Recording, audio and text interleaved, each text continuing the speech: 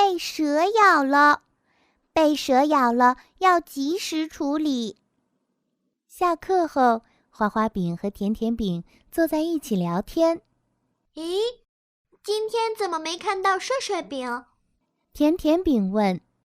昨天他在野外被蛇咬了。花花饼说。啊，伤得严重吗？甜甜饼担心地问。还好不是被毒蛇咬，所以没什么事。花花饼说。甜甜饼松了一口气，接着问：怎么知道蛇有毒还是没毒呢？我也不知道呢。花花饼摇了摇头。这时兜兜饼过来了，他说：如果被毒蛇咬了，一般会有2个又大又深的牙印，而且会很痛。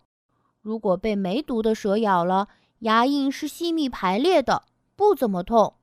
原来是这样啊，兜兜饼，你懂得可真多。2人同时说道。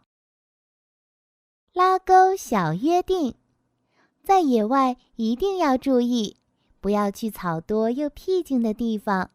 看到蛇之后也别慌。1.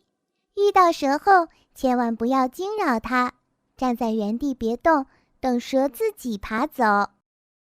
2.